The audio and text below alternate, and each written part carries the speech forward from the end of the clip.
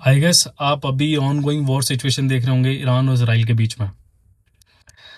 India क्यों concern होना चाहिए इसके पीछे? उसके पीछे का सबसे बड़ा रीज़न है कि हमारे 1 करोड़ भारतवर्षी लोग गल्फ कंट्रीज़ में रहते हैं, प्लस 18,000 से ज़्यादा स्टूडेंट्स इसराइल में पढ़ाई कर रहे हैं।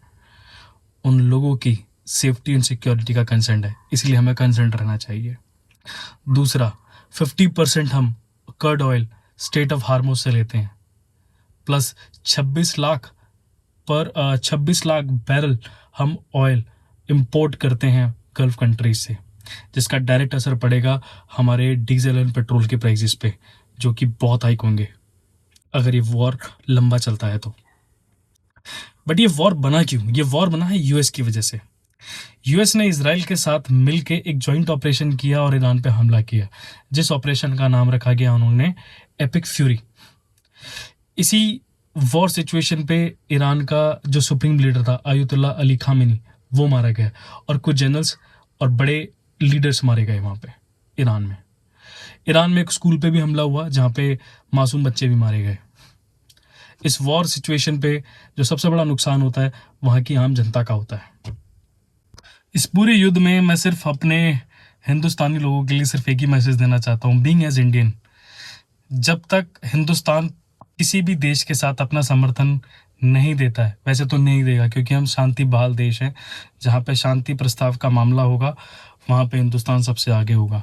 जब तक नहीं देता है, हमें किसी भी रूप से भावनात्मक रूप से इस युद्ध में जुड़ने की कोई ज़रूरत नहीं है। दूसरी चीज़, ये कतई ना सोचें ये कोई धार्मिक युद्ध है, कोई धार्मिक युद्ध नहीं है। ये सिर्फ और सिर्फ power, mentally intelligence, super alliances, global alliances, plus crude oil और सुपरमेसी और रीजनल इन्फ्लुएंसेस की वॉर है। ना ही हम ईरान हैं, ना ही हम इसराइल हैं, ना ही हम यूएस हैं, हम इंडियन हैं।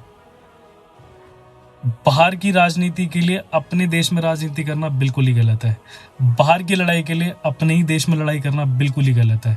समझदार बनिए, देशभक्त बनिए और देश की प्रायोरिटी समझिए। देश की प्रायोरिटी है हमारा खुद का देश, हमारे खुद के लोग।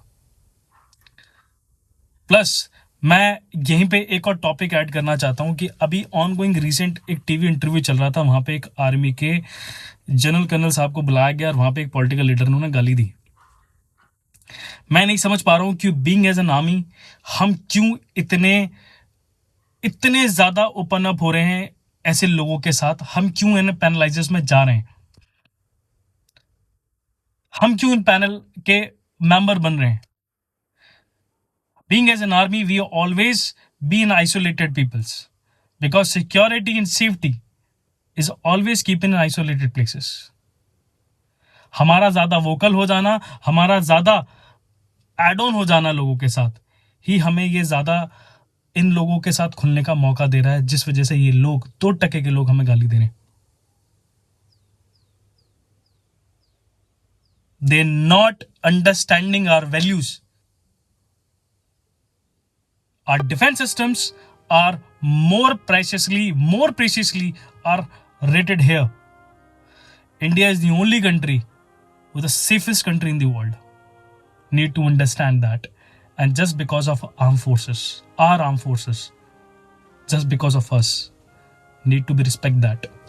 I guess आप लोगों को समझ आ गया होगा कि ऑनगोइंग वॉर सिचुएशन से हमें अपने आप को कैसे अलग रखना है, भावनात्मक रूप से कतई नहीं जुड़ना है और रिस्पेक्ट करनी है अपनी आर्म फोर्सेस की। बाकी के लिए जय हिंद, जय भारत, थैंक यू।